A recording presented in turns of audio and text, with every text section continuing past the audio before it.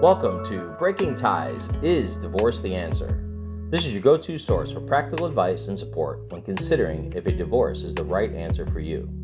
Join us each weekday for a quick chat where we'll uncover a variety of topics such as child custody, property division, and self-care.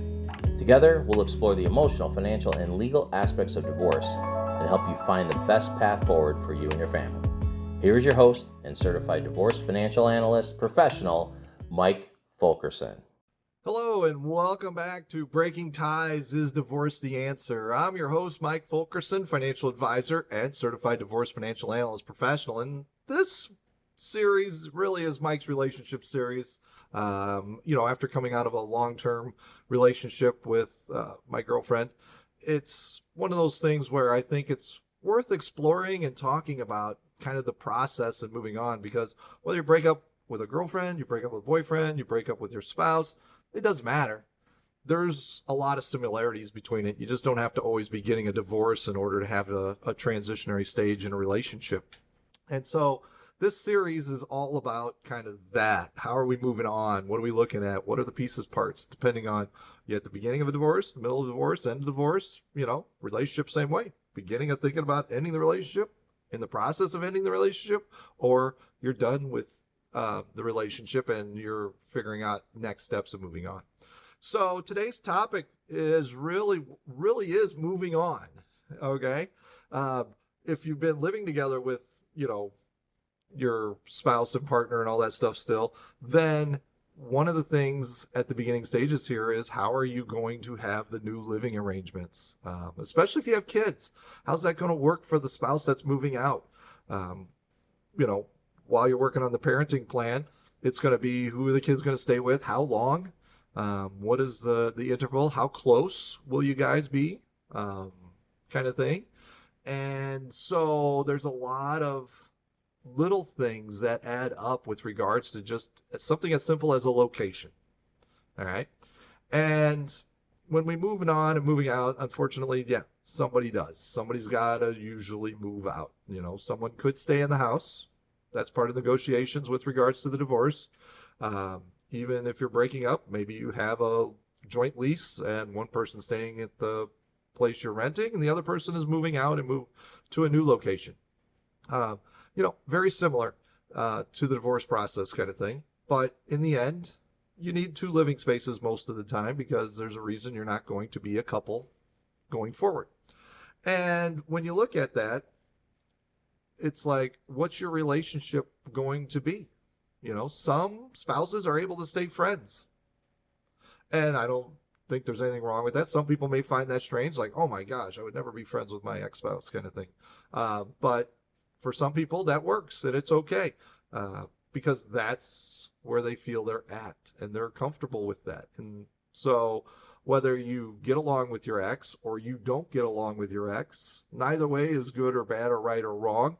You get the choice of how you want the relationship to continue going forward. And yes, for most people, could be a clean break. Just like, hey, you know what? We're done. No ill will, but I don't think we'll be friends either kind of thing. So, but it's totally up to you on how you do that. And you can think about that ahead of time before you get through into the divorce process and stuff as well, on how you want things to be when the divorce process is finished. The other piece is you're going to start leaning on friends. You got friends. You're going to make new friends. And when you look at that from a moving on standpoint, the support network. And you'll probably hear this again in the series kind of thing, but it's pretty big. There's times where you're going to need to find someone to talk to other than your future ex-spouse and someone you want to confide in or share kind of thing. As you work through the transition process, you may end up making a new friend or two that you just hadn't had them before, or you didn't think of them as close friends, but they turned into close friends because perhaps they have a commonality with you and your relationship, and in the sense of, maybe they're divorced as well. So they're providing insight and support for you. And then there's always, the finances. How are they going to break apart? How are you going to separate them? Who's paying for what? And through the legal process on that, it's going to clear up a lot of that stuff through the financial affidavit. And you can start to put numbers together and figure out, okay, what's realistic, what's not. How is the income going to work? Will one spouse get spousal support or maintenance, child support kind of thing? How's that going to work out? Because finances are a big driver of any kind of breakup or separation, because both parties need to have their own side, and they both want to be able to pay their bills and do other things that they normally would do. So the downside, though, when you separate and break out, is your expenses aren't likely to go down because you have a lot of shared expenses right now as a couple. So when you look at breaking that apart, there's going to be some duplicates. For example, if you got 2 living spaces, you're looking at 2 electric bills, 2 gas bills, 2 cable or streaming bills. You're looking at bills that normally you shared that now each party will have to pay. So there is technically less money to go around. And that's just part of it, how it works. Being a single person, you don't have those kind of shared bills or expenses to help reduce costs. So on this moving on piece, it's all about just transitioning, figuring things out, and getting to that point. You don't want it to linger, and you don't want it to just, not go anywhere, or one person's in a better position than the other. So when you look at all that and deciding on, your divorce process and whether or not you're getting divorced, then you can put all these things together as to help you make your decision going forward. So, all right.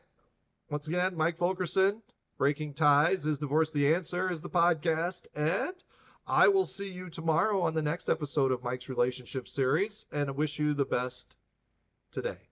Take care.